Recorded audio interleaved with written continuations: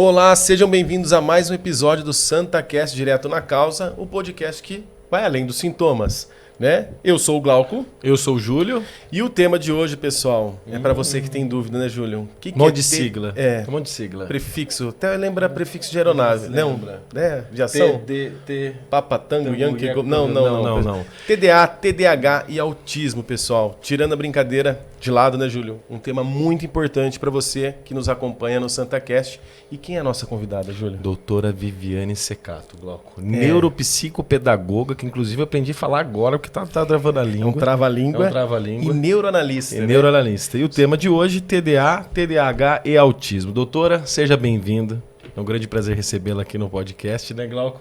E é a primeira vez, inclusive, que a gente tem médico e a paciente. É, a paciente e o terapeuta. O terapeuta, junto. Exatamente. É a primeira vez. É o primeiro episódio assim. Seja bem-vinda também, Ariane. Seja bem-vinda, Ariane. Tudo bom, doutora? Tudo bem, e vocês? Tudo tranquilo. Eu vou colocar mais uma sigla, então, para vocês. Manda. O autismo é TEA. TEA. Gente, aprendendo.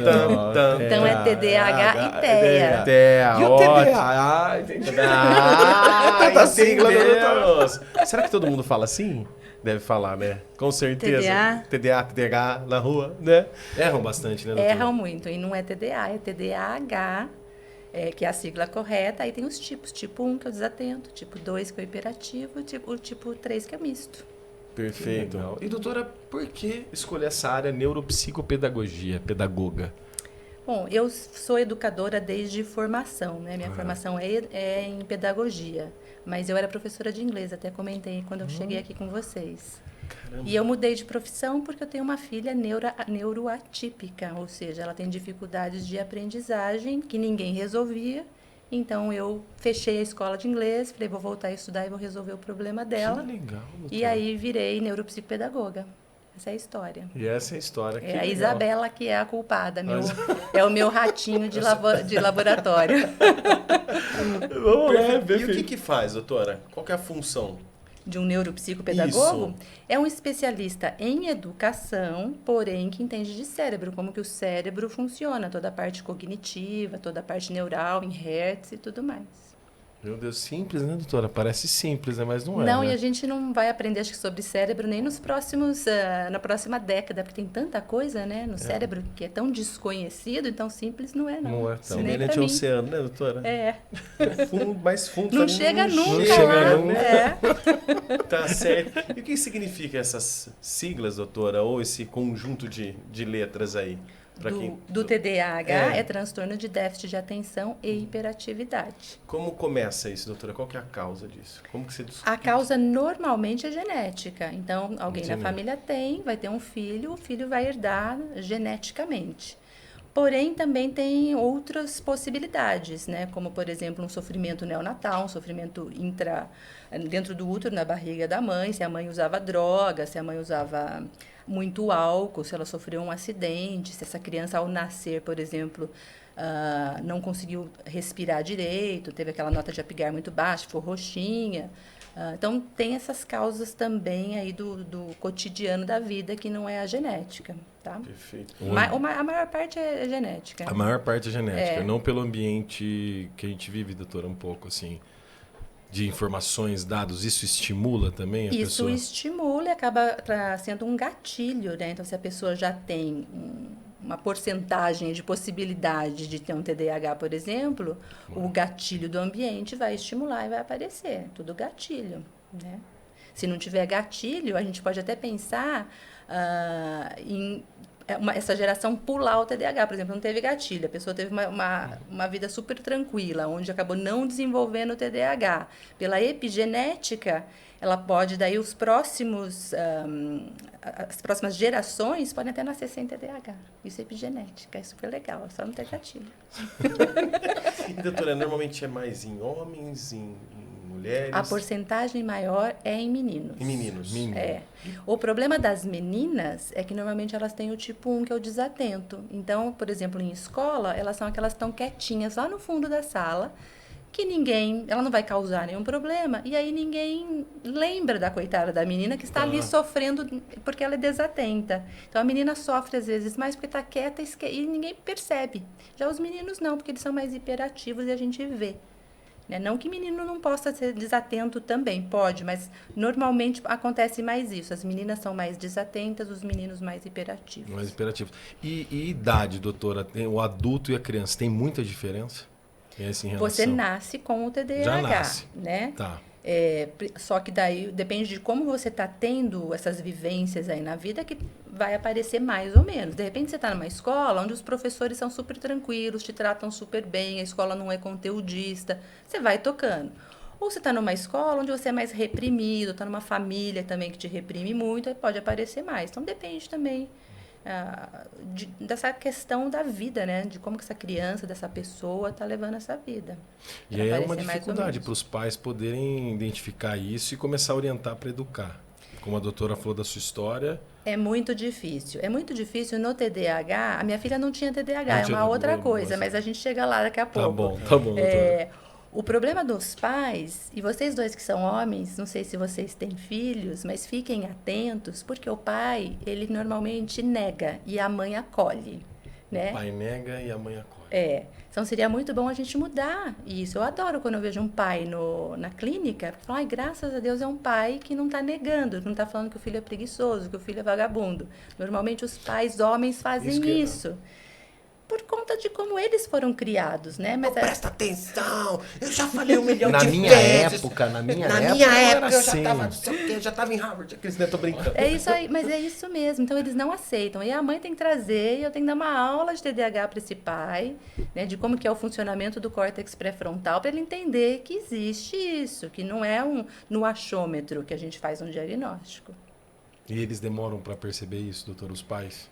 Então, hoje a gente tem mais tecnologia para demonstrar isso. E aí, a hora que eles caem em si, eles ficam até deprimidos. Às vezes, falam, poxa, mas massacrei meu filho, não dei atenção. Achei que era preguiçoso mesmo. Não necessariamente, né? Mas pode o paciente, por exemplo, usar isso e se favorecer em alguma coisa? Essa é uma das coisas que eu sempre falo. Não use de bengala o seu diagnóstico, né? Já falei para a Ariane, acho que várias vezes, não use de bengala seu diagnóstico. Porque, assim, você tem diabetes, você vai usar de bengala esse diagnóstico? Coitada de mim, tenho diabetes. É a mesma coisa o TDAH. Você vai ter que conviver com a diabetes, você vai ter que conviver com o TDAH. E você cria recursos. E tem outra. O TDAH, a pessoa com TDAH, normalmente é mais criativa. Então, ela acaba dando um jeito na vida até de se dar melhor do que as demais pessoas. E se você vai fazer um teste de QI, os psicólogos podem fazer teste de QI, às vezes essas pessoas têm uma inteligência, um QI até superior, porque tiveram que dar mais de si, pedir mais desse cérebro, e o cérebro responde com neuroplasticidade e fica mais inteligente. Então não tem que ter dó de um TDAH, né? E ele não tem que usar de bengala, às vezes ele é muito melhor que os outros. E tem confunde, por exemplo, a ansiedade com o TDAH? É confundido muito isso, doutor? Confunde. Você sabe que hoje eu estava dando umas devolutivas e exatamente isso. Eu até falei para um paciente, olha, eu acho que você não tem TDAH, você tem ansiedade. E aí ela falou, olha, primeiro dia que eu te conheci, eu saí da sua clínica e fui no médico, no psiquiatra. E ele me deu um ansiolítico. Está tudo bem. Falei, cadê os sintomas de TDAH? Sumiu. Falei, então você não tem TDAH como eu achava que você não tinha, você tem ansiedade. Eu fui tratada primeiro com uma ansiedade. Quando eu fui para o psiquiatra, ele falou, vamos tratar a ansiedade. Aí eu fiz 6 meses e não tive melhora de sintomas. Então, aí era o oposto dessa paciente, era o né? oposto. E você tomou o que, você lembra? Estalopram para ansiedade. Aí eu fiz os 6 meses, não tive melhora, voltei no psiquiatra, aí ele me tratou com Venvance. Aí eu tive... E é para TDAH, o Venvance é um deles. Aí eu tive diagnóstico, foi comprovado meu diagnóstico por medicamento, porque eu tive melhora a partir do uso do medicamento. Então, além do... Antes foi com psicólogo que eu fiz, aí ele me encaminhou pro psiquiatra, aí eles fecharam. Quando eu cheguei na doutora, eu já tinha o diagnóstico de TDA, que eu estava tendo dificuldade na faculdade, não conseguia fazer prova. Antes, quando eu era mais nova, eu achava isso, eu ficava me castigando. Eu não presto atenção, eu sou preguiçosa, eu que ficava me punindo, né? Aí na vida adulta, eu tentando estudar, eu passando o final de semana inteiro estudando, chegava na prova, 1. Falei, não, eu vou ter que procurar ajuda. Aí eu procurei a doutora, falei, Agora eu sei que não é preguiça, eu tô me dedicando. E eu não consigo, eu simplesmente não consigo ler a prova, eu não consigo prestar atenção na prova. Mas você dormia bem nessa época? Não.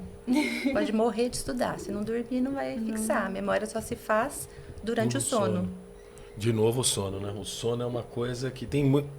Para tudo. Para tudo. E tem influência total, doutora. Total. A gente só faz memória. A hora que a gente dorme e entra em sono restaurador, o cérebro vai fazer uma limpeza, vai jogar um monte de coisa. Você não precisa, por exemplo, lembrar o que você comeu ontem à noite, mas você precisa lembrar o que você estudou para uma prova. Então, ele começa a fazer essa limpeza, joga fora o que não precisa e guarda o que precisa. Não dormiu, não vai fazer a limpeza. E aí fica tudo desorganizado dentro da cabeça. E essas pessoas que têm... por exemplo, ficam até tarde em videogame ou até tarde em filmes, vai piorando cada vez mais o sono. Exatamente. O sono tem que ter rotina, tem que ter hora certa para ir dormir, para acordar todos os dias, com algumas exceções, né?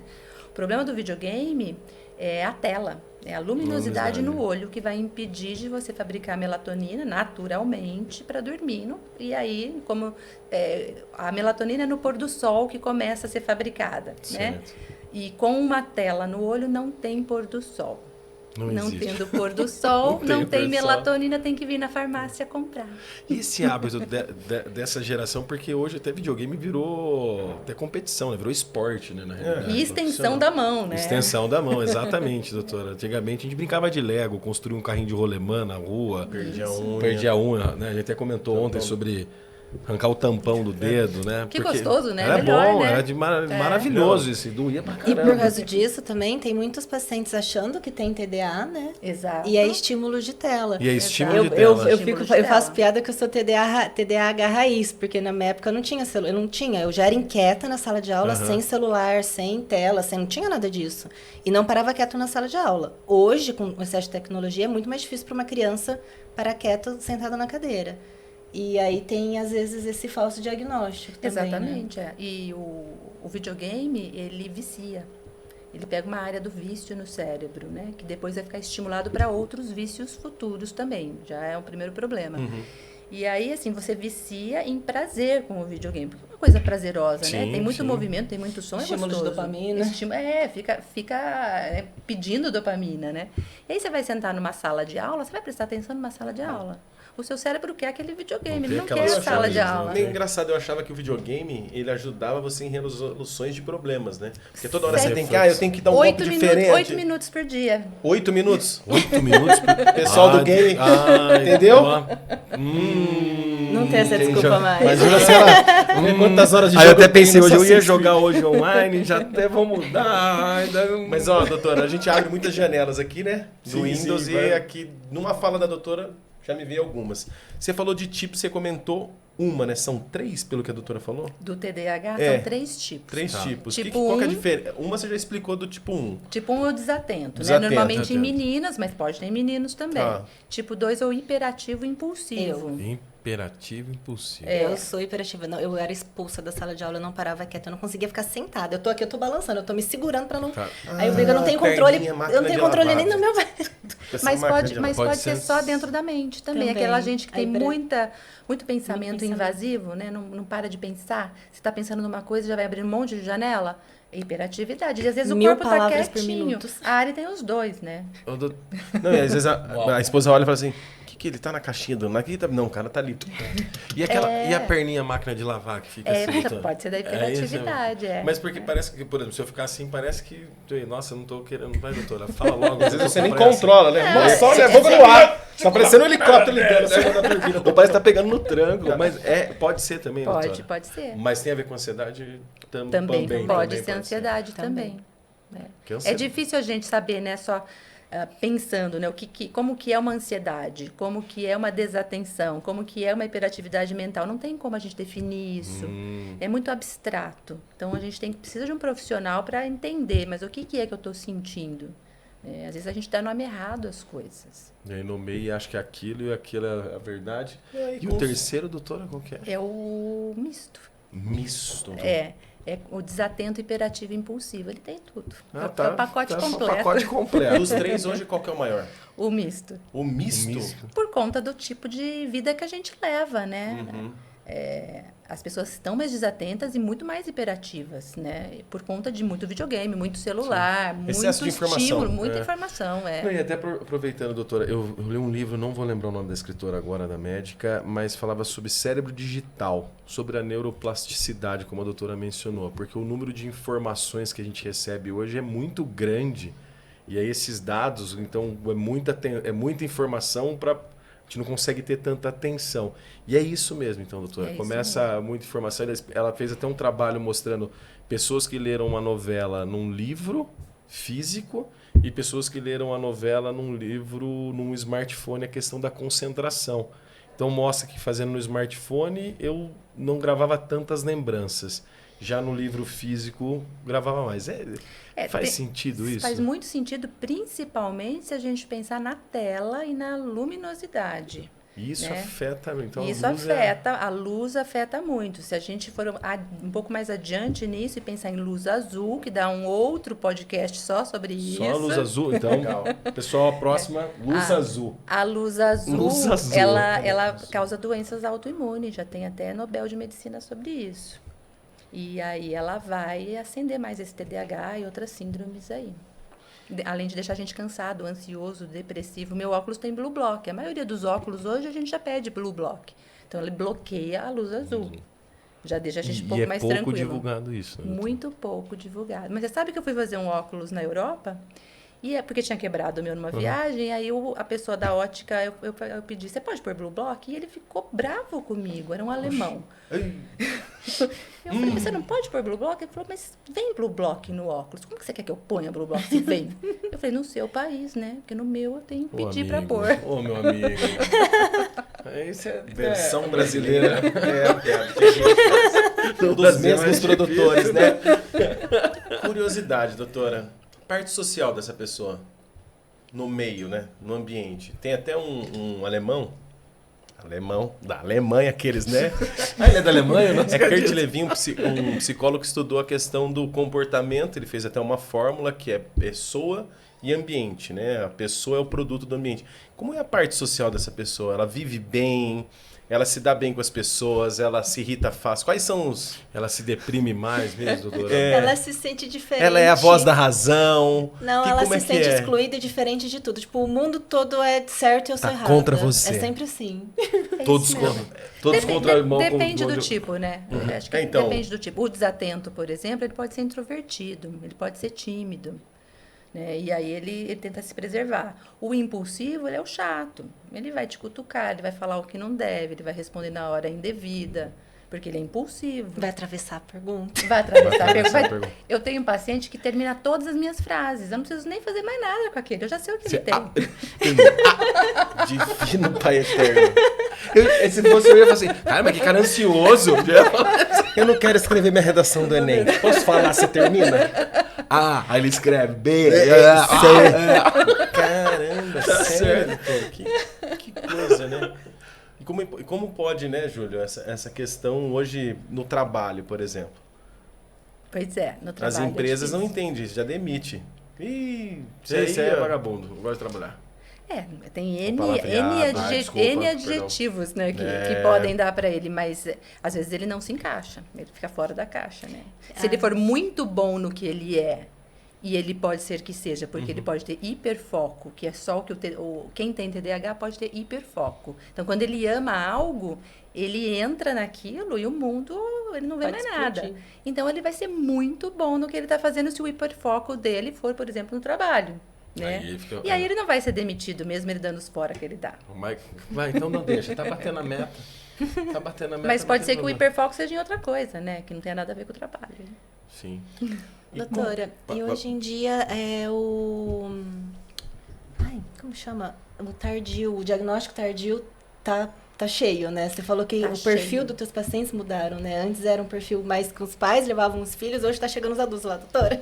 E é verdade. E quando o adulto chega com o filho, ele pede para eu fazer o diagnóstico para ele também. Outro dia eu fiz uma família inteira, pai, mãe, 3 filhos. Pacote completo. Pacote completo. Mas que bom, né? Pelo menos o pai e a mãe com a consciência Exatamente, eu acho legal, porque pelo menos entende que é uma família neuroatípica e como que a gente vai tratar disso. Mas sim, tem vindo muito adulto, mas mais, Ariane, de TEA, do autismo, menos do TDAH. É. Muito adulto falando, tem algo errado comigo, será que eu sou autista? Muito adulto fazendo isso. Saiu recentemente alguma coisa de alguém mais velho descobrir que era autista? Não teve uma matéria recente? Eu não sei se eu vi porque muitos pais estão descobrindo que são por causa do diagnóstico do filho. Também. Eles descobrem o filho e aí eles começam a investigar e tem o diagnóstico tardio. Tá, e os pais demoram para... Eu não sei se eu cheguei a perguntar isso. Eles demoram para identificar isso? No filho? No filho. Então, tudo depende de quanto aberto eles estão a deixar de pensar que o filho é vagabundo, preguiçoso e querer buscar. Normalmente a escola faz uma pressão pro pai, e aí o pai fala, deixa eu ir lá ver o que está acontecendo. Vai. E hoje está mais na mídia, né? Que nem a gente, hoje tem mais conversas como essa. Então, hoje os pais têm mais acesso à informação também para ir buscar.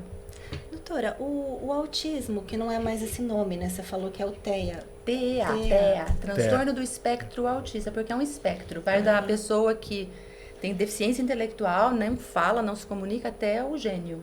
É um espectro, por isso que então não se fala mais autismo, né? Não, pode falar, não se fala mais Asperger. Asperger não fala mais. Mas autismo seria transtorno do espectro autista. Então autismo a gente pode falar assim, mas a sigla certa é TEA. TEA.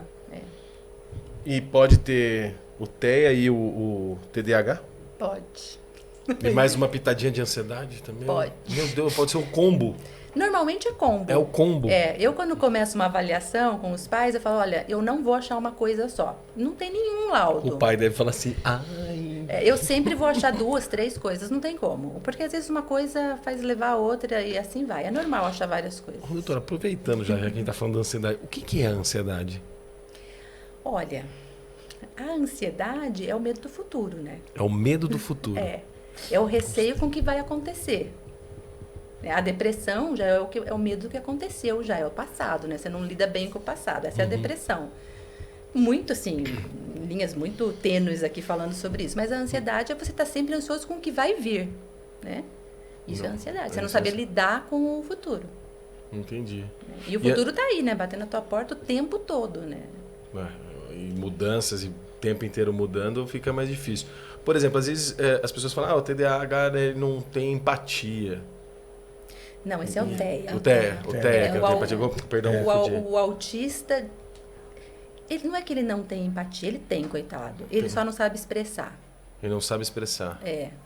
Então o TDAH não tem nada a ver com a questão de... Não, ele tem empatia. Ele tem empatia. Tem empatia. Mas já tá, entendi. É que o autista, ele tem dificuldade de reconhecer expressões, né? Ele não sabe diferenciar se você tá triste ou se você tá bravo. Então, às vezes, não é que ele não tem empatia, ele não entende o que você tá sentindo. Exato. Aí ele não consegue, ele não sabe que você tá triste, porque ele não sabe ler a sua expressão facial. É essa dificuldade que ele tem. Dificuldade. Tá, então eu errei na minha pergunta. Foi mal. Também TEA, TDAH. Imagina, Patanguengo tá pedindo... E doutora, a mudança comportamental nossa, até a doutora estava falando sobre a questão do Covid, de acelerar isso no consultório, como mudou, né? Foi um foguete mesmo, acelerou mesmo. O Covid pegou em todas as áreas. Primeiro que a gente não sabe aonde que o Covid vai dentro do nosso corpo, né? E ele pode estar pegando a parte neural. E tem um monte de desmemoriado depois do Covid. Chama de intervalo de memória. Outro problema é que a gente teve que ficar preso em casa. A gente nunca precisou passar por isso. Então, pode ser que você não pegou o Covid, mas você passou pela pandemia e você vai pagar um preço por isso. Por ter que ficar longe das pessoas, ter perdido alguém. Então, sim, a pandemia causou um monte de problema, causa até hoje. E como que faz para recuperar essa perda cognitiva que falam que tá saindo bastante estudo ainda, né? Não tem nada assim concreto, mas tem coisas que podem ajudar nisso, porque você estava explicando antes que é o músculo, a cognição. É como um músculo, né? A cognição, o cérebro é neuroplástico. Então, você vai fazer novas conexões até o dia que você vai morrer. Dá para você aprender alguma coisa. Então, você aprendeu alguma coisa, você fez uma nova sinapse. Então, precisa estimular essas sinapses fazendo exercícios cerebrais, lendo, fazendo exercício, comendo bem, se hidratando. com N coisas. Então, quem está sentindo essa diferença pós-Covid, nem tudo está perdido, né? Não, de maneira Tem como recuperar. Com certeza. Esqueci, peraí. Não, tem como recuperar, então, esse Com dano certeza. pós-Covid. Legal. Terapia, eu fiz trabalho voluntário com criança com autismo, doutora, era cão-terapia, com o Golden, meu falecido Golden Bud, que era o triturador Evans, né? E tinha níveis de autismo que fala, como que... É um espectro. O espectro, perdão. Tá dentro do espectro. Tem. Nenhum autista é igual ao outro. Nunca vi mais dois violento. Iguais. Tem alguns que não têm controle inibitório, né? Mas o TDAH também tem falha de controle inibitório, mas não tão grande. Uhum. Mas sim, eles ficam mais violentos, eles se descompensam emocionalmente muito fácil. Né? Então, se tiver muito estímulo no ambiente, eles vão ficar nervosos. A parte sensorial deles acende muito rapidamente. Então, o que eu ficaria um pouquinho nervosa, eles vão ficar perdidos naquele ambiente. Porque a parte sensorial lê errado o ambiente. Seria como viver num mundo fechado dele? O autismo seria isso? Eu não vejo como um mundo fechado, mas eles precisam de um conforto. Por isso é que daí a família acaba montando esse mundo mais fechado, porque sabe, eu não posso levar no shopping de sábado, mas talvez de segunda de manhã ele vai aguentar. Né? Então você vai fazendo essas adaptações porque a parte sensorial é muito exacerbada. Né? Muito barulho vai doer a cabeça dele, muita luz vai doer o olho dele. Muito estímulo aí de emoções, muita gente rindo, ele não vai saber ler aquilo, ele vai ficar desnorteado. Caramba. Doutora, e qual que é o primeiro, quando os pais levam, assim, já numa idade de 7, 8 anos, que começou a suspeitar, o que leva eles? Qual que é o primeiro sintomas que eles percebem no Normalmente filho? a escola. Normalmente a escola chama e fala, olha, acho que está precisando de uma avaliação, porque ou deu um problema na alfabetização, né? Ou ele não está, a criança não está interagindo com os pares, com os outros amiguinhos, ou a criança está tendo acesso de raiva dentro de casa também. Então depende, né? É comportamental ou até acadêmico que vai levar o pai a perceber. E às vezes o pai não percebe, aí o vizinho, o tio, a avó percebe e fala, olha, acho que tem algo aqui que precisa verificar. E esse tratamento, doutora, com o paciente, quando os pais descobrem, para eles criarem esse hábito, né, de dar mais atenção, porque aí você tem que dar mais atenção para o filho, quando você vê que tem esse diagnóstico, certo? Qual que é o tratamento, doutora, geralmente? O que a doutora faz no consultório com os pacientes? Que até que você falou de tecnologia, tudo para identificar, o que pode... Eu achei demais, inclusive, achei muito bacana. Então, depende de cada um, né? O que foi diagnosticado, por exemplo. Existe medicação, aí eu vou encaminhar para o médico, para o neuro ou para o psiquiatra medicar. Existe psicoterapia, então através, né, a velha e boa sessão terapêutica para a pessoa ir entendendo e conversando sobre suas dores, vai ajudar. Mas hoje tem tecnologia, né? Eu trabalho com neurometria, que é um aparelho onde a gente consegue, através de sensores, captar informações que às vezes a boca não consegue nos dizer. Então dá para medir a ansiedade, dá para medir a depressão, dá para medir como que está o funcionamento cognitivo de cada área cerebral e dá para estimular tudo isso através de exercícios, mas sempre conectado. Então, mesmo às vezes, se você fala assim, presta atenção nisso, é muito subjetivo. Será que você vai prestar atenção nisso? Posso pensar um segundo. Né? Mas se ele tiver de sensor, eu falo, você não está prestando. Isso já aconteceu com a Ariane. Ariane, presta atenção que você não está prestando atenção. E ela estava me testando, que ela me disse que ela fez isso. Teve uma vez que era um exercício que eu tinha que concentrar para o aviãozinho subir, era alguma coisa assim, né?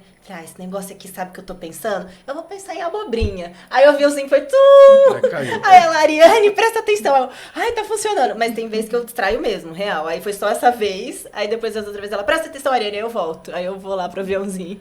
E isso vai estimulando o paciente a criar mais atenção, doutora? Isso vai fazendo novas sinapses. Cada vez que eu forço a Ariane, por exemplo, a prestar atenção na marra, ela tá fazendo uma sinapse atencional. É que nem fazer músculo.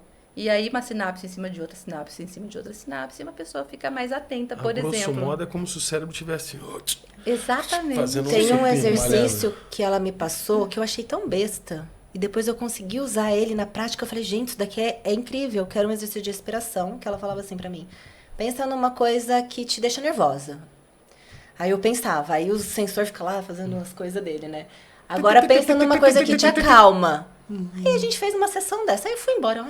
coisa chata. Fiquei lá, tô nervosa, tô feliz, tô nervosa, tô feliz. Aí eu passei por uma situação de estresse, eu lembrei do exercício na hora, eu consegui voltar. Eu falei, nossa, se fosse antes eu ia demorar assim, eu ia ficar remoendo. E aí um exercício simples, assim, que parece ser simples, está te ensinando a voltar pro teu estado. Exatamente. Na verdade, era um exercício dela ficar nervosa e acalmar. E ensinar o cérebro a fazer isso. Então, quando ela passasse, que ela conseguisse voltar. E eu consegui, ela aprendeu. Foi maravilhoso. E aí, nossa, que legal. Gravou um engrama, né? Engrama. É como se abrisse novas rodovias, né? Tipo, abriu uma rodovia de sinapse, agora é o seu caminho. Legal. Todas as vezes que a doutora falou até... E bom pra você, né? Porque você conseguiu voltar. Que bom, né? Que bom, né? E às vezes os pacientes ficam, doutora, me ajuda, igual ele me ajuda a voltar, não consigo voltar. Ficam nervosos, eu nem sabia que eu tinha que fazer isso. Mas eu nem sabia que eu tinha esses... E que dava pra voltar, dava pra eu...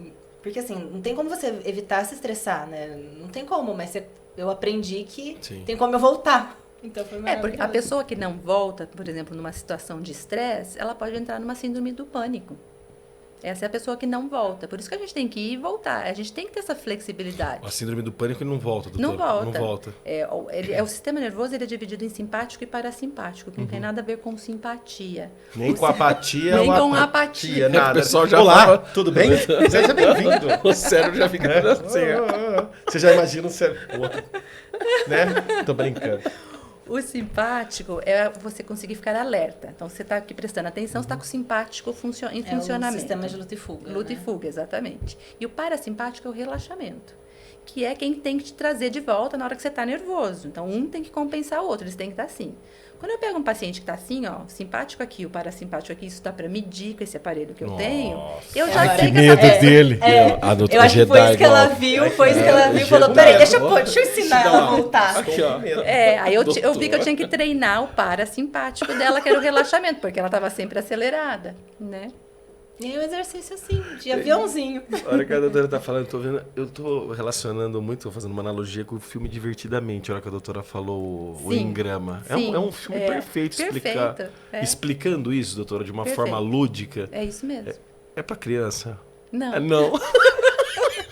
Não é um filme pra criança, né? Tudo bem, você pode assistir, tá justificado. Tá, então tá bom, que eu amo. Eu assisto muito. Mas é muito bom a explicação das emoções, né? E é isso mesmo, ele tá brigando com a gente. No TDAH, a gente fala que são macaquinhos, né? Tem um macaquinho aqui. Mexendo no painel, quebrando tudo. Tipo, deve ser doido. Gente, eu vou olhar pra você e falar, quantos macacos tem dentro? Quando você estiver nervoso... Você gosta de macaco, né? Tem eu gosto de macaco. Doutora, e qual que é como é que é? O exercício que você indica normalmente pra pessoa? Tipo, a receita. É como se fosse um treino numa academia. 3 vezes, isso que a Ari fez, esse exercício. Tem um número? Quantas vezes para exercitar essa máquina maravilhosa? Tem alguma regra? Tem uma regra. O problema é que perde também, mas é pelo menos 12 sessões, porque daí faz esse engrama e depois precisa fazer uma manutenção de vez em quando, porque que nem você vai na academia, vai lá 4 meses, né? E aí você para 1 ano, vai perder o músculo. Então precisa de uma pequena manutenção. Mas tem exercícios muito simples em casa para a gente fazer mesmo, como exercícios respiratórios. A pessoa que está sempre ansiosa e nervosa, se ela fizer exercício respiratório focando na expiração, ela sendo longa, por exemplo, ela está acalmando o sistema nervoso, tá elevando esse parasimpático, por exemplo. E tem pessoas que, por exemplo, chegam lá no consultório e falam assim, ai, doutora, eu tenho certeza que eu sou TDAH, tenho certeza. A hora que você fala, não é ansiedade. Fiquei de bode agora. Eu achei que eu era TDAH. Tem isso, não tem mesmo, doutora? Tem isso. Você sabe que no autismo tá pior. As pessoas já vão diagnosticadas pelo Google. Então, isso eu ia perguntar. E aí você fala, não, acho que não tá dando, não tá fechando a conta. E aí eles ficam... Até porque o autismo tem lei de inclusão e tal, né? Tem os espertos. Tem os espertos, Você que é espertinho, com as máquinas da doutora, meu amigo, ó. Aqui não. E às vezes pode usar todo esse recurso, doutora, e mesmo assim não tratar a pessoa, é muito difícil não tratar. Pode. Porque ela fica comigo 1 hora por semana e em casa faz tudo errado, isso porque vai uma listinha do que precisa fazer em casa. De novo, mas também se não tiver ajuda dos pais ou quem, o acompanhante, não faz milagre. Mas, doutora, então o bate-papo aqui com o pai, com os pais é super importante. Já aconteceu de eu ver que não tinha nada errado com a criança. Eu me lembro de um caso. Eu tirei a criança, pus na sala do lado com um brinquedo, pus os pais na minha frente, falei, o que está acontecendo em casa? É com vocês a questão. E tava. Era um casamento destruído já, um clima horrível em casa. E a criança estava só querendo chamar a atenção. E vocês vão lá, vão resolver o problema de vocês. Essa criança não tem nada. Está ficando com algo por culpa de vocês. Nossa. E aí eu vi isso, deve ser... Uau. Bom, aí o pai pode mudar ou pode não mudar, né? A gente espera que mude, né? Eles mudaram. Eles não voltaram mais. Então eu acho que, dos mesmos produtores, eu esqueci de ligar o alarme. Tem uma janela. De carregar o celular. Tem uma janela que ficou aqui, doutora, que você falou da sua filha. E história é uma coisa muito gostosa de ouvir. Você pode contar que você falou, depois mais pra frente eu conto. Aí eu guardei essa, falei, opa, vou esperar. Porque é legal a história que a doutora começou, dando início ao podcast, falando sobre isso. Como que foi, doutora? Você percebi aqui, comecei a estudar. A Isabela, ela teve muita dificuldade para alfabetizar, não alfabetizava. Eu, como pedagoga, né, educadora, eu saía para passear, sentava no banco de trás do carro, fazendo exercício de escrita e leitura com ela, desesperada, de botar essa menina para ler e escrever. Não trabalhava ainda com um diagnóstico, né? Só queria ajudar. E não ia. Na matemática, então, era um caos. A matemática também não ia. E ela sofria muito de dor de cabeça. E a escola me ligava 1, 2 vezes por semana, vem pegar a Isabela, que ela está passando mal. E passando mal do tipo de eu levar para o hospital. Não era passando mal de ir para casa dormir. Às vezes eu tinha que parar Eu saía de um shopping, quando ela não aguentava shopping, ela tem um problema sensorial. Eu, às vezes, parava no hospital. Tinha que hidratar com um sorinho, uma vitamina B12, B6, para melhorar. Era bem interessante. E eu falei, mas o que está acontecendo, né? Aí um dia eu fui nos melhores especialistas e ninguém descobria. Contratei os melhores neuropsicólogos. Tem alguma coisa errada com essa menina. Deve ser um TDAH fraquinho. Falei, você não tá com cara de TDAH. Fraquinho. Doutora, hoje se fosse hoje, eu ia falar assim, fraquinho, me defina o que é o fraquinho. Né? Assim, jogar um furacão em você. Não fechava essa conta com a Isabela, né? Aí um dia que foi a virada, eu tava com ela no Einstein. Era 11 horas da noite, levei numa endócrino, porque daí já achavam que era alguma coisa relacionada a diabetes, alguma coisa assim. Bom, estava lá no Einstein e a Isabela me vira para a médica e fala assim, olha, a gente mora em Vinhedo, os meus pais vão para casa e a senhora me interna. E só liga para minha mãe vir buscar a hora que a senhora descobriu o que eu tenho. Partiu meu coração, né? Meu Deus. Aquilo partiu. Eu cheguei em casa tão destruída aquele dia que eu olhei pro meu marido, eu tinha escola na época. Eu falei assim, não quero mais ter escola, vou fechar. Ele falou, vai fechar? Eu falei, vou. Vou voltar a estudar e vou descobrir o que essa menina tem. Porque ninguém descobre, alguma coisa errada essa menina tem. Bom, voltei a estudar, fiz a neuropsicopedagogia, voltei a estudar um monte de coisa. Conclusão, ela não era TDAH o problema dela. Era uma outra coisa que a Ariane tem também. Caramba! É o conjunto completo. Não tem um carro, ar-condicionado, travelé, não, eu quero tudo, mais top de linha. Não é o carro de Campinas que não vem seta. Não vem seta. Compra o carro, mas não vem seta em Campinas. Caramba, Ari. Desculpa, campineiros do plantão, me perdoa, mas vocês sabem o que eu tô falando. Choveu então, né? Dá certo. Perdão. Eu sou campineira também, tá? Mas tô contando alguma mentira. Não, eu fui pra Vinhedo, eu fugi. Dá seta, acelera o carro, mas não quer bater. Né? Calma aí, o Brian passando aí. Quer como? Caramba. Bom, mas aí descobri que ela tinha uma síndrome neurovisual, era a informação que entrava pelo olho, a hora que era processada para o cérebro, ia com distorções. Então, ela via com distorções. É muito parecido, mas não é a dislexia, mas é algo parecido. E essas pessoas com síndrome de Irlen, que é o nome, elas têm esse problema sensorial, como do autista. Então, eles também não gostam de muito barulho, principalmente de muita luz. A luz é o inimigo número 1 dessas pessoas. Sempre o dia passava mal. Passa mal mesmo. E num lugar com muita luz, aqui me incomoda, ela vai dar bronca comigo que eu quero pra estar com óculos, e eu não tô com óculos.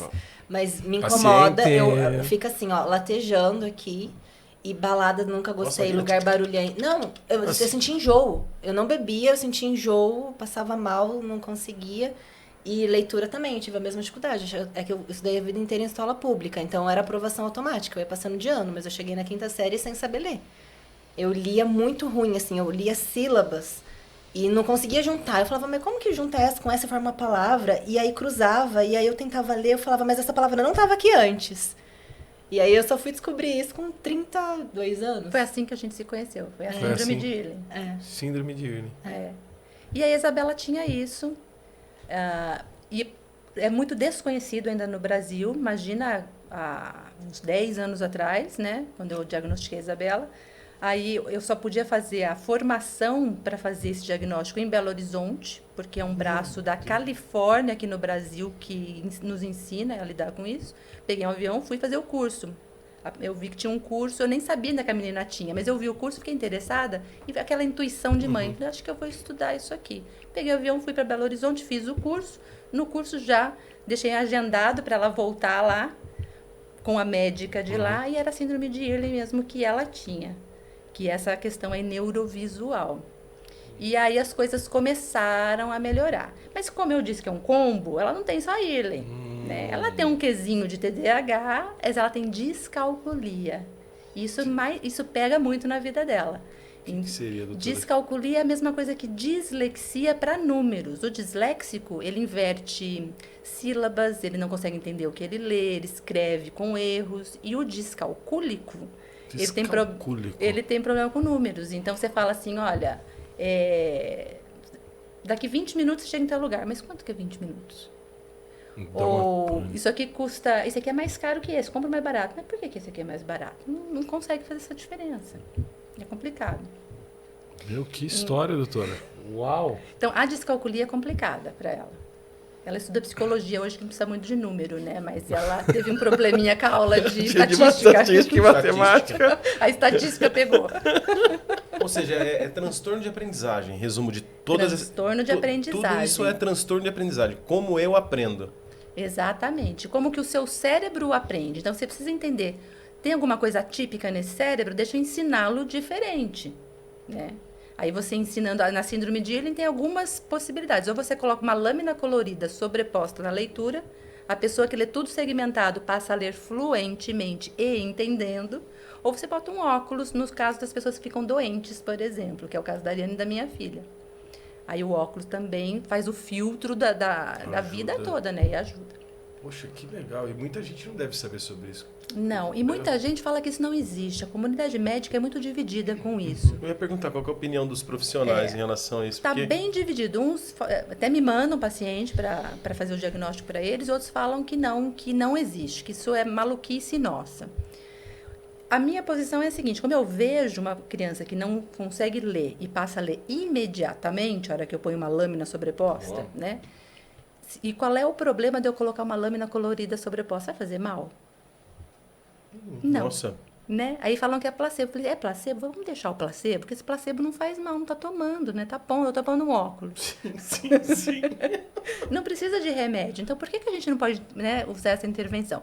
Mas, assim, é um assunto de novo, para outro podcast, Perfeito. Porque tem toda uma questão aí de como comprar esses óculos. A Ariane mesmo teve problema com isso. Não é tão fácil. Não é fácil, não tem médico, não Sabe é qual acessível, a sensação que eu estou complicado. tendo? É o mesmo caso dos pacientes do CBD, do THC, né?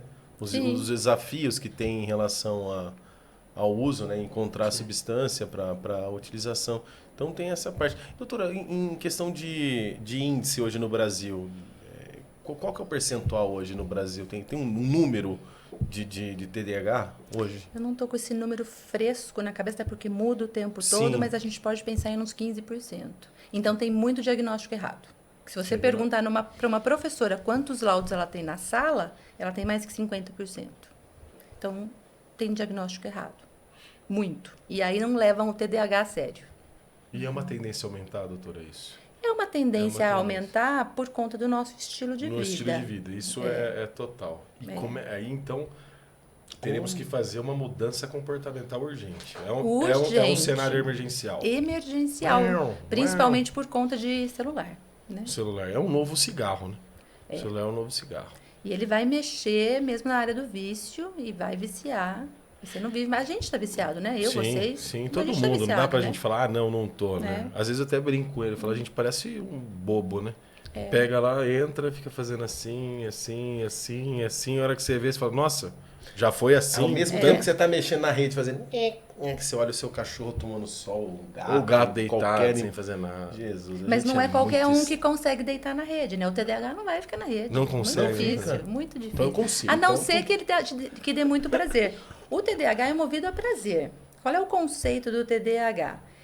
Ele precisa ter prazer, ele é movido a prazer. Se não der prazer, ele não tem o clique para fazer. Por exemplo, eu não tenho TDAH, mas eu vou levantar querendo ou não e vou trabalhar, mesmo se eu estiver gripada. O TDAH, se ele não der prazer, ele não vai levantar. Por exemplo, isso é falha de conexão mesmo, aqui no córtex pré-frontal. Então, você está conversando com uma pessoa... Você ia falar? Eu te cortei? Cortei. Estátua. Você está conversando e de repente a pessoa sai do nada, assim. Isso é um... E o que fazer? Puxa, mas que tá... É tipo bombinha de fumaça. Nossa, mas... Você tá falando assim, de repente... E sai. Ou medica, né? Ou medica. A gente já conversou sobre isso, né? Sei que a gente falou de celular, de várias coisas, mas o que pode piorar? Nossa. Levar a piorar. O que pode piorar é a falta de exercício físico, a falta de sol, a vitamina D baixa, a falta de hidratação. Desbiose. A desbiose, o intestino, nós não falamos de intestino, né? A desbiose. O intestino O intestino é o segundo cérebro. Se ele estiver infeliz porque você está comendo alguma coisa que te faz mal, ele não vai liberar alguns neurotransmissores e aí o cérebro não vai funcionar. Então a alimentação também influencia o TDAH. Muito. Aí, deu ruim. Faz direito. Não, deu ruim. Fica o dia inteiro, imagina. Eu tô brincando aqui, gente, pelo amor de Deus. E em questão de autista, tem algum número, doutora? Eu tava vendo que atinge mais ou menos 2 milhões de brasileiros, é isso? É muita gente, e isso também está mudando assim, sem parar. Eu não tenho essa porcentagem, desculpa, para te dar. Não tem. Mas cada pesquisa que você pega, está maior esse número, muito maior. E aí você fala, mas o que? É uma pandemia, né? Então, doutora, você acha que aumentaram os números de diagnóstico ou realmente está aumentando a incidência mesmo? Está aumentando os casos? Os cientistas, quem estuda sobre isso, fala que é o poder do diagnóstico que mudou. Então, hoje a gente consegue diagnosticar, tem mais acesso ao diagnóstico. A gente ainda está acreditando nisso, porque é o dado que a gente tem. Eu acho que tem algo a mais aí. Sinceramente, talvez estilo de vida, transgênero, sabe? Transgênico, né? As alimentações, excesso de fast food. O excesso de açúcar, ele dá sintomas de TDA e de autismo também, não dá? Dá sintomas. Pode dar sintomas. Pode. Então, tem muita parece gente com sintomas, mas não açúcar, exatamente. Então, por exemplo, esse 50% lá na sala de aula da professora, pode ser que um tanto seja, tenha sintoma realmente. Mas não seja de verdade, né? Seja ocasionado pela alimentação. Talvez pela alimentação, pela família disfuncional, pela falta de sono, né? Pelo excesso de videogame. Sim. E aí você tira tudo isso, a pessoa fica tranquila, fica funcionando tudo bem. Aí não é TDAH. Então a ciência não sabe direito, né? Se aumentou o número... Ou se aumentou o diagnóstico. O que a ciência diz é que aumentou o poder do diagnóstico. É o que a ciência diz. Tá. Em todos os estudos que você pegar, vai falar nisso. Ô, doutora, e quando a gente está falando de videogame, quanto tempo antes para esse paciente diminuir o videogame? Por exemplo, eu gosto muito de videogame, eu 2 horas antes, 3 horas antes, eu desligo tudo para eu poder dormir. O cérebro 2 horas. 2 horas antes. 2 horas antes de dormir. Higiene do sono. Vou te ensinar a higiene do sono. Então, e o videogame vai embora. Tchau, play. 2 horas antes de dormir, desliga o celular. 2 videogame. Horas. Vou pegar a receita, doutora. 2 horas antes. 2 horas antes de dormir também não come nada. Não pode dormir com a barriga cheia. Tá. Porque senão o corpo pensa assim, mas eu faço a digestão ou eu boto essa pessoa dormindo? Não consegue fazer as duas coisas bem. Vai dormir e deixa... Né? Quarto escuro, não pode nem ter o LED da televisão ligado. Põe esparadrapo nesses LEDs, desliga tudo. Totalmente escuro, se não tiver medo, né? A criança com medo, a gente não pode criar outro problema. Tá. Né? Não discutir à noite. Vai ter DR, a DR é de manhã. Entendi. Então, não precisa ficar impune. Você fala, olha, tô muito chateado com você, mas amanhã a gente conversa. Mas não vai deixar mais ansioso? É tipo assim, eu não vou contar até 10. Nós vamos conversar amanhã. Mas aí você vai falar isso pro TDAH. Tomorrow, o quê? Então, mas aí se você for brigar... a ansiedade vai pegar, é verdade. Vai né? pegar, mas tem que tomar cuidado, tem que analisar. Ou você vai fazer uma coisa pra te contar. Depois eu te conto, aí mata. Né? O ansioso, né? Não dá, não pode. Nunca fale pra uma pessoa ansiosa, depois a gente conversa. Não. Mas de qualquer maneira não dá pra brigar. Não dá pra brigar. Não, com certeza, doutora. Ele tá brigando. E exercício físico aeróbico de dia. E pro TDAH, não fazer aeróbico de noite. Então você não vai fazer próximo na hora de dormir, não vai sair, vai correr pelo condomínio. Né? Não dá. Então, essa é a receitinha. Boa receita, pessoal. Boa receita. Ô, doutora, e quando os pais não têm condições, por exemplo, de procurar uma psicopedagoga? Desculpa se eu errei. Tranquilo, é trava-língua. O que se orienta? Existe alguma ajuda que eles podem buscar? Algum site, alguma sociedade, alguma coisa, doutora? Olha, é uma boa pergunta. É muito difícil. A saúde pública até oferece, as universidades oferecem, os postos oferecem, mas a fila é de 2 anos. A Unicamp é a fila de 2 anos. Se você esperar 2 anos, vai só Exatamente. Prolongando. Então, a gente precisa de profissionais trabalhando, né? Mas não tem investimento da saúde pública nisso. E tem pouquíssimos lugares que fazem. E nós deveríamos investir mais, porque até antes da pandemia nós éramos o 2º país, porque a ansiedade seria uma porta, doutora, porque assim, ela pode estar junto, pode né? estar junto também. Nós éramos o 2º país mais ansioso do mundo. Nós somos hoje, acho que o segundo maior ansioso do mundo. Sim, então de mais mulheres. Isso vai afetar muito a saúde pública lá na frente. Vai afetar muito, está afetando. Já está afetando. Né? A qualidade de vida, né?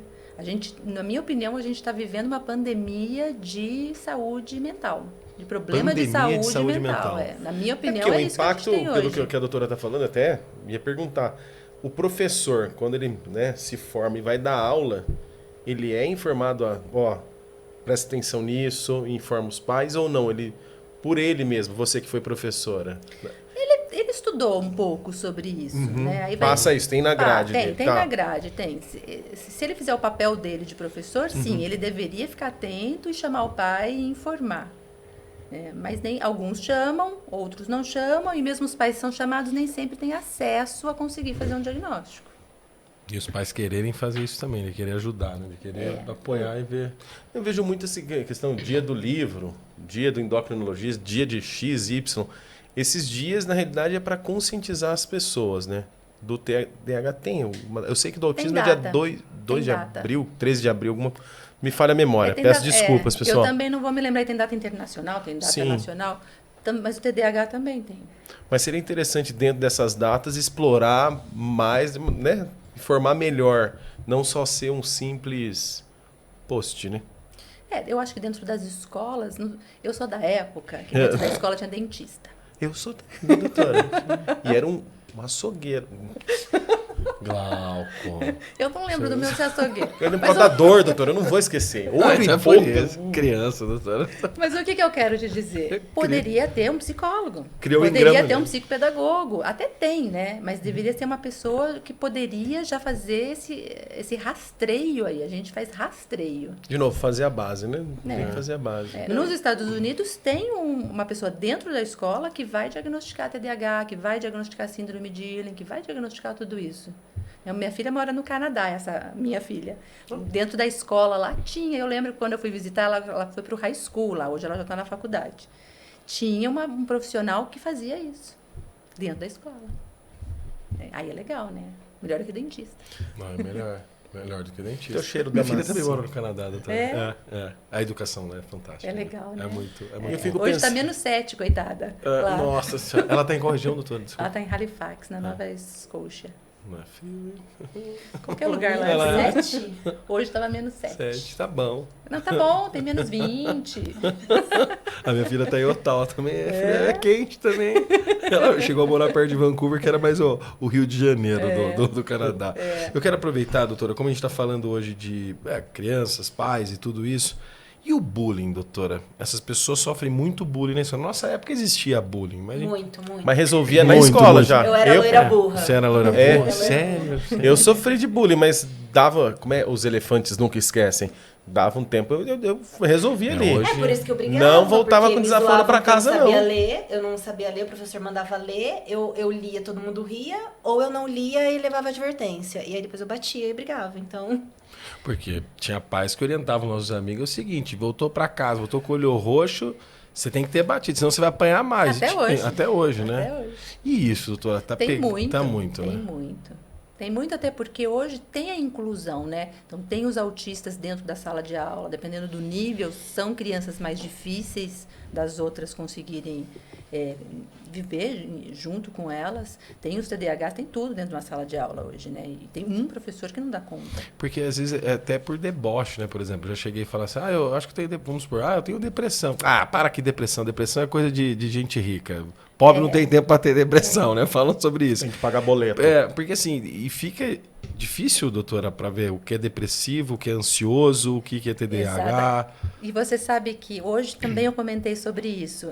As pessoas chegam no consultório, como eu faço esse teste de avaliação do sistema nervoso com os sensores, você não precisa me contar, eu vou ver, isso valida a pessoa. Perfeito. Então, a hora que eu falo para ela, olha, a sua ansiedade está em grau tal, né? Você está muito impulsiva, seu cérebro está com muitos pensamentos invasivos. Ela fala, nossa, e eu achava que eu era louca, que eu estava inventando tudo isso. Então, esse tipo de análise que eu faço valida a pessoa, os sentimentos da pessoa, e ela não vai mais se achar que está inventando as coisas.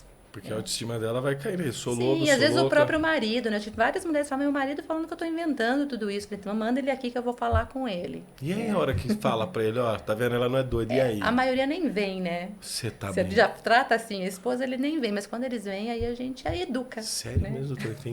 Tem gente ignorante assim nesse ponto? Tem, dos dois lados. Tem dos né? dois lados. Dos dois lados. Sempre vai existir, filhão. Não quero te desanimar, mas existe. E é bullying, né? E é um bullying entre o casal. Também, né? E aumentou isso no consultório, doutora, o bullying? Muito. Tem muito bullying. Os meninos sofrem mais ou as meninas, doutora? Independente. Depende da característica dessa criança, né? Os autistas são os que sofrem mais. O autista deve sofrer mais. O nível de autismo, doutora, aqui que tem o agressivo, é normalmente aquele que precisa tem muito... Quais... Eu lembro que com o meu animal tinha a questão da pelagem, aquecer a musculatura, porque tinha aqueles que eram travados, né? Para fazer a fisioterapia, e tinha um psicólogo junto, aí ele pintava, desenhava o animal, aí escovava, se ele conseguia fazer sozinho, ele meio que enxergou o animal. Que tinha até a questão motora também, né? Como eu te falei, cada um é um. O espectro é tão grande que cada um é um. Tem uns que são inteligentíssimos, mas são descompensados emocionalmente. Aí precisa de um remédio. Mas tem remédio, né, para a parte emocional. Agora, se afetou a cognição e tem uma deficiência intelectual, aí dá para estimular essa inteligência, mas nunca vai chegar na normalidade, né, que a gente chama. E quando a doutora entra com fármaco, que momento a doutora entra? Então, eu não entro. Você não prescreve, né? Você encaminha para Eu encaminho para o neuro e para o psiquiatra. Mas às vezes o medicamento não pode ajudar aí, às vezes... Se o médico for bom... A minha recomendação é assim, quando eu encaminho para o neurologista ou para o psiquiatra. Se o médico te atender em 10 minutos, você foge e rasga a receita. Corre. Run for it. Porque um médico de saúde mental, ele precisa de 1 hora, pelo menos, para conversar com essa família ou com esse paciente, para entender o que está acontecendo e dar o remédio certo. Então, esse tudo bem. Agora, em 10 minutos, não dá. Não tem como. Não tem como. E porque tem a automedicação, né, doutora? Tem um monte de gente tomando um monte de remédio para dormir. E Ritalina, né? Ritalina é para estudar. Ritalina para estudar. Vai causar um buraco, né? Um buraco no cérebro, assim, tá tomando sem necessidade. Eu sempre vou né? fazer a pergunta de uma coisa muito gostosa, chama energético. Se uma pessoa tem o TDAH e toma energético, a cara dela não é boa. Não gostei. Não pode, de jeito nenhum. Aliás, ninguém deveria tomar energético. Vamos aumentar a energia de outra maneira, né? Tomando sol, fazendo um exercício aeróbico. Né? A vitamina D era fantástica. Fantástica. Tem que estar acima do limite, né? Tem que estar bem alta. Tomar sol.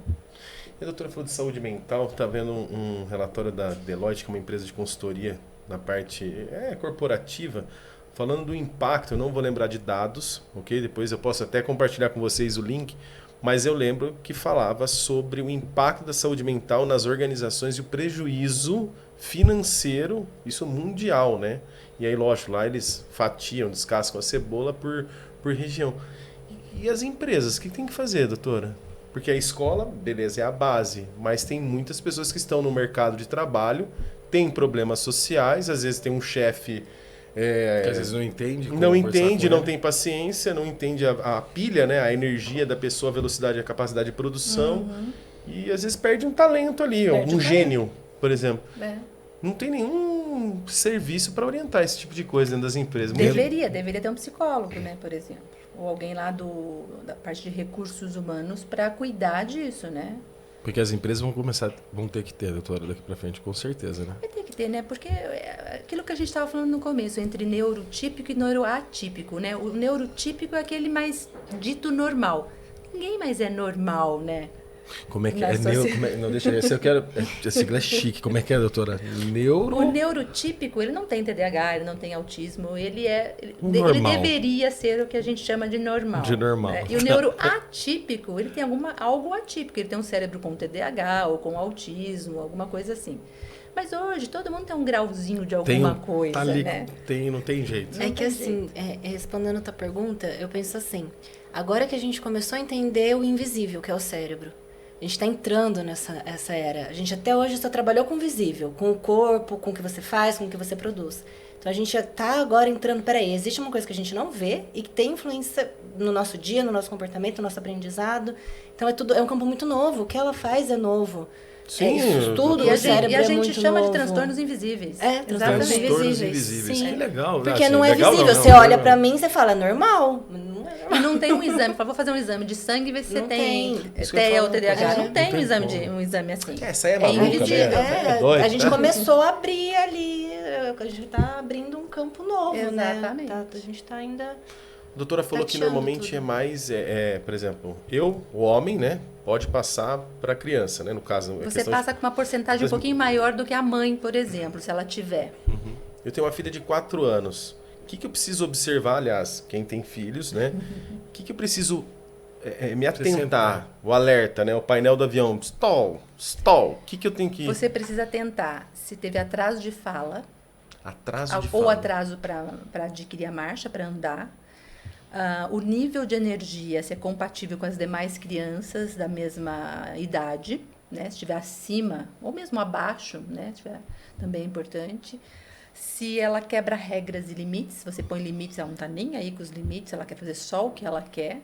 Agora, saber se você foi bom também de colocar limites, né? Sim, que tem pai que não sabe pôr limites, né?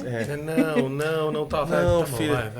Mas... E acho que o mais importante, que eu também sempre falo, é o seguinte, a criança ela não tem TDAH ou autismo em casa e não tem na escola.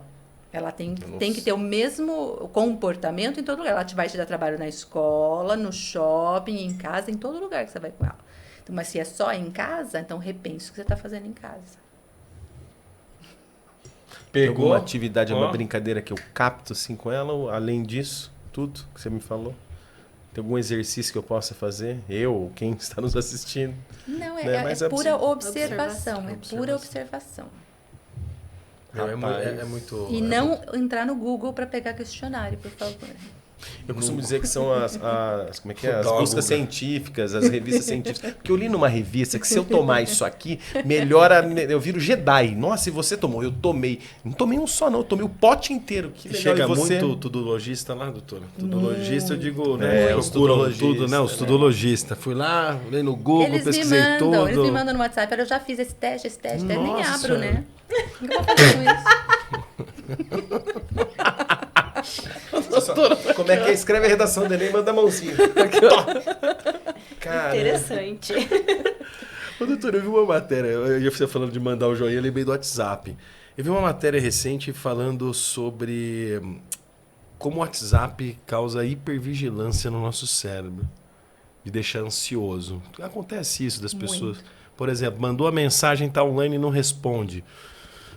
Tem isso mesmo? Tem a tecnologia toda, né? Então tá afetando, então tá acelerando também. Primeiro que você tá sempre em alerta, porque tá sempre dando plim o celular, você tá com um relógio que, né, você sente ele vibrar e você vai lá e olha, você nunca tá relaxado. Sempre conectado às campanhas. Sempre conectado. Mais energia, mais conectado, mais...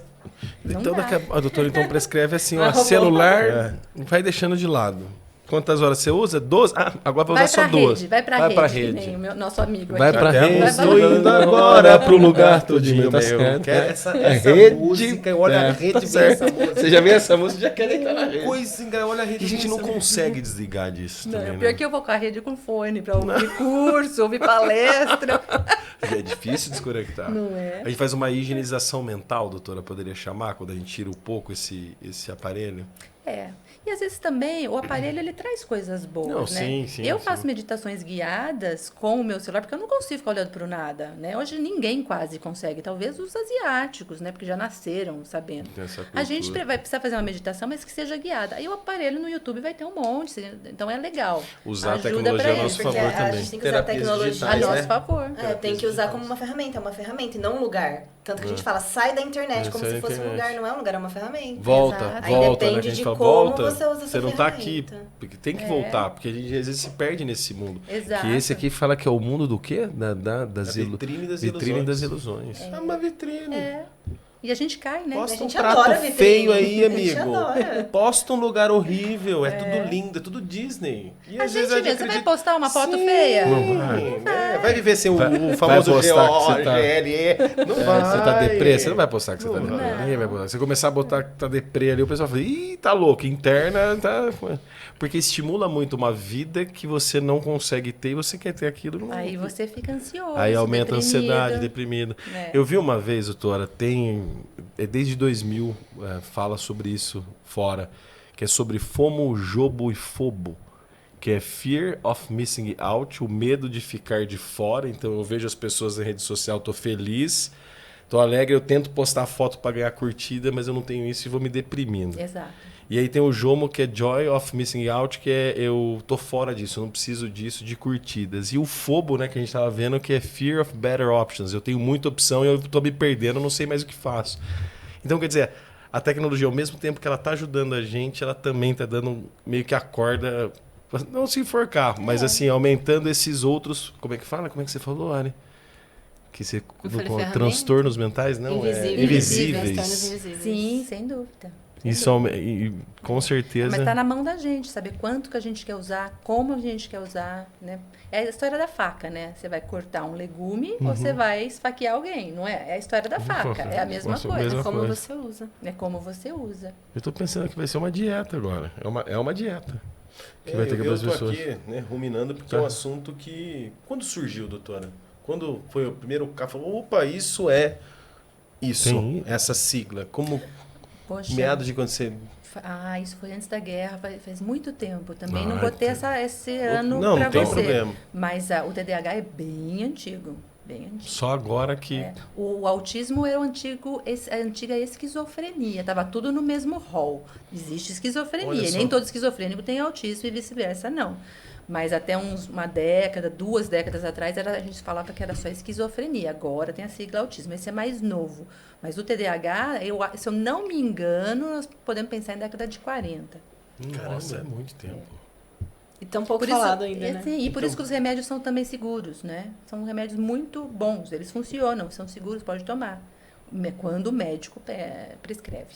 É o que a gente fala, né, pessoal? Reforçando, não se automedique, procure sempre um profissional de saúde. Exato. Não vai nas revistas científicas, pelo amor de Deus. Depois causa problema para os profissionais da saúde tentando descobrir, e aí eles ficam mentindo, né? Certas coisas. Doutor, chegamos no final, fosse resumir para quem está nos assistindo, que dica você daria? Busque o que você fala para o público que está nos assistindo? Qual a mensagem que você quer passar, doutora, para... Olha, eu acho que é diminuir o ritmo da vida, né? É você abrir a porta, ir para o jardim ou ir para o parque, atravessar a rua, sentar e brincar se a gente pensar em criança, sentar e brincar com essa criança na grama, com uma bola, alguma coisa assim. É o básico do básico. E para a gente adulto, é desligar o celular, tirar o sapato e pisar na grama. Ou ir na rede, que a gente acabou de falar. Básico, né? É de volta ao básico. Se a gente conseguir fazer esse caminho, aí, retroagir a isso, né, o que os nossos antepassados faziam, a gente vai ter mais qualidade de vida mental, de vida emocional. Poxa, perfeito. A doutora me lembrou 7, como é que é? Leis espirituais de Deepak Chopra. Ele fala pra você pôr o pé na grama. Até tem o filme Avatar. A hora que ela foi o pé assim na terra. É bem Pensei isso. no Avatar. Né? Mas olha, o pé na grama, ele descarrega mesmo. A pessoa fica menos ansiosa e mais tranquila. Por isso que a nossa família era feliz. Né? Mudou muito. Doutora, mais uma vez, muito obrigado. Eu que agradeço. Né, compartilhar todo esse conhecimento. Pessoal, sei que você já sabe, né? Mas vale lembrar. Senta o dedo no like aí. Ajuda Cumprimenta a gente. Cumprimenta a gente. E aí? Já e aí? deixa. Se quiser deixar algum comentário, por favor, deixe na descrição do vídeo. E se quiser achar essa profissional sensacional, aprendi muito hoje com a doutora. Espero que vocês também, né, Júlio? Com certeza. Vai ter todas as informações sobre ela. Faça, como é que é? Acione as notificações e, por favor, se você gostou muito, compartilhe esse vídeo para alguém que precisa ouvir essa conversa aqui, que é muito importante. Precisa, né? Pelo jeito, muito, né? milhões. Sim. Né? Agradeço, pessoal, a audiência. Namastê. Tchau, Até a tchau, próxima. pessoal. Até a próxima.